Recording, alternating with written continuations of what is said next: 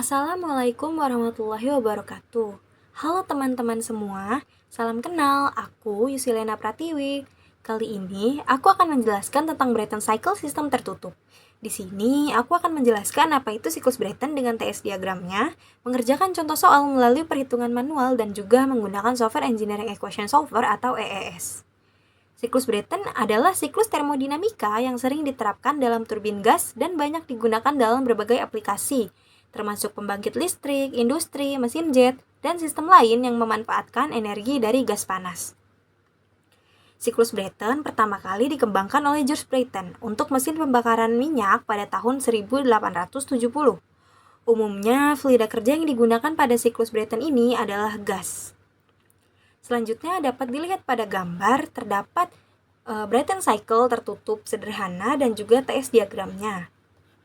Komponen mesin siklus Brayton sendiri terdiri dari beberapa komponen, yaitu ada kompresor, heat exchanger jenis flue gas heat exchanger, turbin, dan juga heat exchanger jenis pre-cooler. Cara kerja siklus Brayton sendiri dimulai pada titik 1 atau pada kompresor, yaitu fluida kerja memasuki kompresor untuk melewati proses kompresi sehingga fluida kerja tekanannya naik secara signifikan. Kemudian fluida kerja dialirkan ke heat exchanger jenis flue gas heat exchanger. Pada flue gas heat exchanger, fluida kerja bertekanan tinggi dipanaskan dengan sumber panas eksternal. Maka fluida kerja dengan tekanan tinggi dan temperatur tinggi mengalir dan memasuki turbin. Pada turbin, fluida kerja dengan tekanan dan temperatur tinggi tersebut dapat menggerakkan turbin sehingga turbin dapat menghasilkan energi mekanis yang kemudian dikonversikan menjadi energi listrik. Lalu, fluida kerja kembali mengalir dan memasuki heat exchanger jenis pre-cooler untuk dikurangi temperaturnya sebelum kembali ke kompresor dengan melakukan proses pengoperasian dan siklus diulang. Selanjutnya ada TS diagram. Pada TS diagram, dapat diketahui bahwa posisi TS diagram ini berada di posisi kanan atas kubah saturasi. Hal ini dikarenakan fluida yang digunakan adalah gas ideal. Pada titik 1 merupakan awal fluida memasuki kompresor sehingga tekanannya naik secara signifikan pada titik kedua. Dari titik 2 ke titik 3 dapat dilihat bahwa temperatur fluida kerja juga mengalami kenaikan secara signifikan. Hal ini disebabkan oleh proses pemanasan pada flue gas heat exchanger. Lalu pada titik 4, fluida kerja telah kehilangan sebagian besar temperatur dan tekanannya. Hal ini terjadi karena temperatur dan tekanan tinggi pada fluida kerja digunakan pada turbin. Lalu pada titik 4 ke titik 1, panas sisa di fluida kerja dibuang dengan melewati heat exchanger jenis pre-cooler sebelum memasuki kompresor dan pengulangan siklus. Selanjutnya terdapat perhitungan pada siklus Brayton. Yang pertama adalah perhitungan untuk mencari energi kompresor, yaitu dengan mengurangi nilai entalpi pada titik 2 dan entalpi pada titik 1. Lalu nilai Qin atau kalor masuk, yaitu dengan cara entalpi pada titik 3 dikurangi dengan entalpi pada titik 2. Lalu ada energi turbin dengan cara entalpi pada titik 3 dikurangi dengan entalpi pada titik 4. Dan nilai besaran Q out atau kalor keluar dihitung dari nilai entalpi pada titik 4 dikurangi dengan nilai entalpi pada titik 1. Maka dari perhitungan ini didapatkan perhitungan lebih lanjut, yaitu perhitungan untuk mencari efisiensi termal dengan cara energi bersih atau Wnet dibagi dengan Qin atau kalor masuk. Untuk mendapatkan energi bersih sendiri harus menghitung dari energi turbin dikurangi dengan energi kompresor. Berikut merupakan contoh soal dari ideal Brayton cycle, sebuah pembangkit listrik tenaga turbin gas yang beroperasi pada siklus Brayton ideal memiliki rasio tekanan sebesar 8. Suhu gas inlet kompresor adalah 300 Kelvin dan suhu inlet turbin adalah 1300 Kelvin, maka tentukan efisiensi termal dari siklus ini. Untuk itu, kita tuliskan pertama yang diketahui, yaitu ada pressure ratio. Hasil perhitungan pressure ratio sendiri adalah dari P2 atau pressure akhir dibagi dengan pressure awal. Karena di sini pressure ratio-nya telah diketahui, maka kita tulis saja 8. Selanjutnya ada temperatur pada titik 1 sebesar 300 Kelvin dan Prandtl number sebesar 1,386.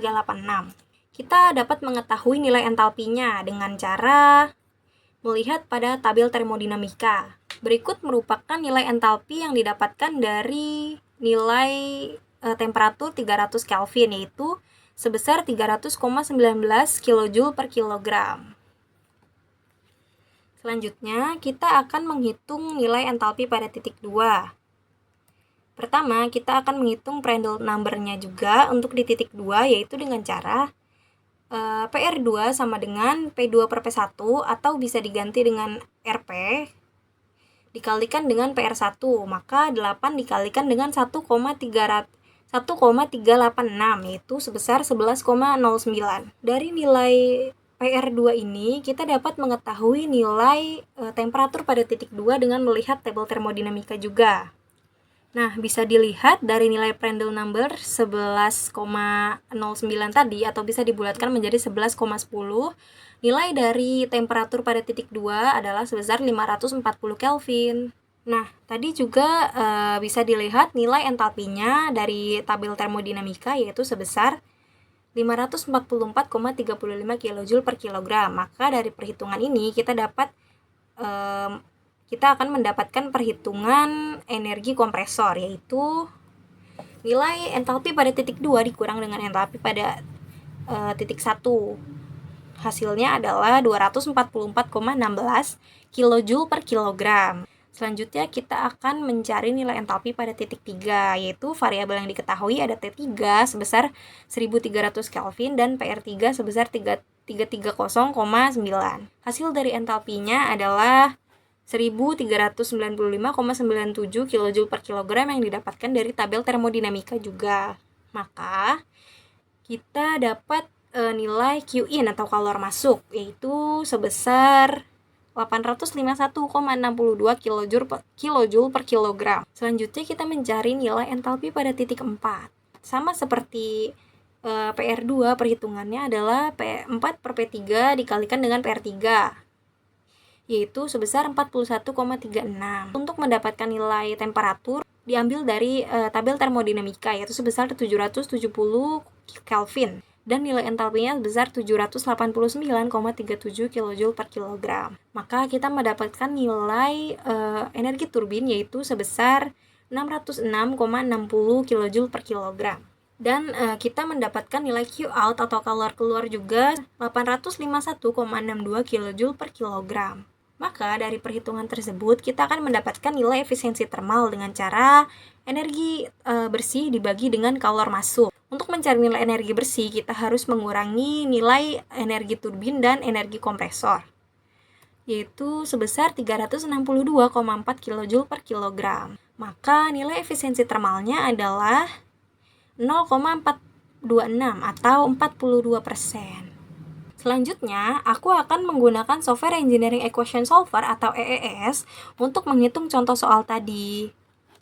EES merupakan software yang dapat digunakan untuk simulasi termodinamika pada berbagai macam siklus. Salah satunya adalah siklus Brayton. Dengan menggunakan EES, perhitungan untuk mencari nilai seperti entalpi dan entropi tidak perlu lagi menggunakan rumus manual. Kalian hanya perlu menginput function infonya saja. Dikarenakan pada contoh soal terdapat 5 perhitungan, maka kita mulai dari perhitungan pertama.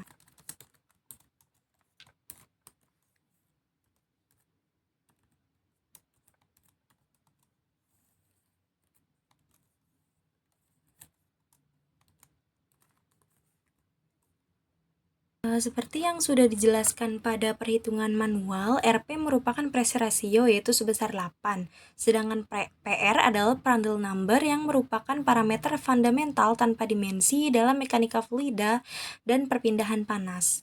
Dalam kasus ini, EES tidak memiliki fitur untuk mencari suhu berdasarkan Prandtl number. Jadi, PR di sini aku buat menjadi variabel yang diketahui. Nah, untuk mencari entalpi pada EES, kalian hanya perlu memanfaatkan fitur function info saja.